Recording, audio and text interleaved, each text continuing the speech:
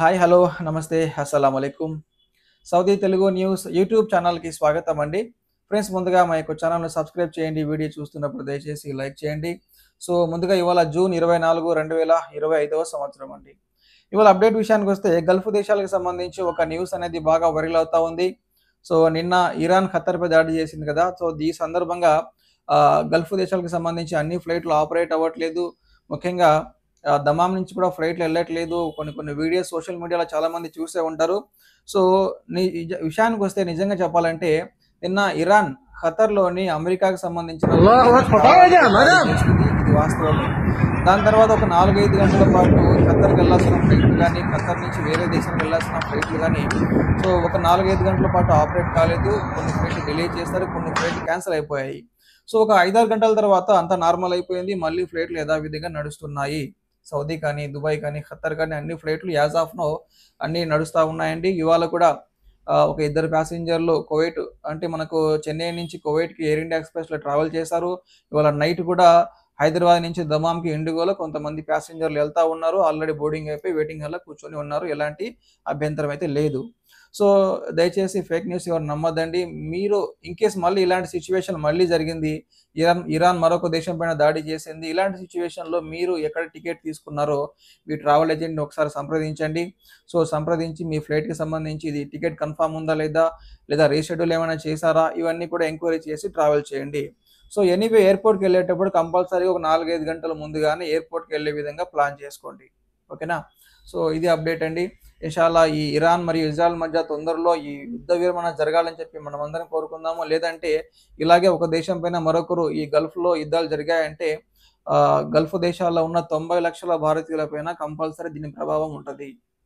Okay, ఇంకా next update విషయానికి వస్తే ఉమ్రా వీసాకి సంబంధించి అప్డేట్ ఏంటంటే అల్హమ్దుల్లా ఉమ్రా వీసాలు వస్తూ ఉన్నాయి. సో ఈ సంవత్సరం ఉమ్రా వీసా రావాలంటే ఉమ్రా వీసాకి సంబంధించి డాక్యుమెంట్స్ కొంచెం వేరేగా ఉన్నాయి. సో లాస్ట్ ఇయర్లో లాగా లేవండి. కంపల్సరీగా ముందు లాస్ట్ ఇయర్లో మనం పాస్పోర్ట్ కాపీ ఒక ఫోటో ఇచ్చేస్తే ఏజెన్సీ వాళ్ళు మనకు ఉమ్రా వీసా ఇష్యూ చేసి ఇచ్చేవాళ్ళు. బట్ ఈసారి ఏమైందంటే పాస్పోర్ట్ కాపీతో పాటు మన యొక్క ఫ్లైట్ టికెట్ కంపల్సరీ ఉండాలి, హోటల్ బుకింగ్ కూడా కంపల్సరీ ప్రొవైడ్ చేయాలి.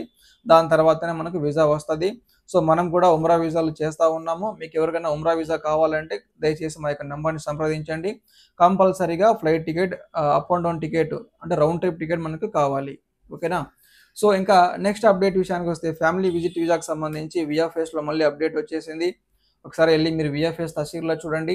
సో కాకపోతే విఎఫ్ఎస్లో మనకు మల్టిపుల్ ఎంట్రీ రావట్లేదు, సింగిల్ ఎంట్రీ మాత్రమే వస్తూ ఉంది. సో అక్కడ మీరు సౌదీ అరేబియాలో కూడా ఇన్విటేషన్ అప్లై చేసేటప్పుడు కూడా మీకు మల్టిపుల్ రాదు. సో అక్కడ మీరు వీసా అప్లై చేసిన తర్వాత ఇన్విటేషన్లో ఎంటీ వస్తుంది, అందులో ఏం రాదండి. సో దాని తర్వాత మీరు విఎఫ్ఎస్ వెళ్ళినా కూడా 90 డేస్ వీసా మాత్రమే ఇస్తూ ఉన్నారు ఫ్యామిలీ వీసాకి సంబంధించి. రీసెంట్గా ఒక ప్యాసింజర్ హైదరాబాద్కి వెళ్ళారండి. యాక్చువల్గా ఆయన వీసా ఇన్విటేషన్లో 365 డేస్ మెన్షన్ చేసి ఉంది. బట్ అలా మెన్షన్ చేసి ఉన్నా కూడా సో మనకు ముంబైలోని సౌదీ కాన్సులేట్ వాళ్ళు 90 డేస్ మాత్రమే వారికి సింగిల్ ఎంట్రీ మాత్రమే వీసా ప్రొవైడ్ చేశారు. ఇది ఒక్కటే కాదు, టూరిస్ట్ వీసా కూడా 90 డేస్ మాత్రమే వస్తూ ఉంది, బిజినెస్ విజిట్ వీసా కూడా 90 డేస్ మాత్రమే వస్తూ ఉంది యాజ్ ఆఫ్ నో.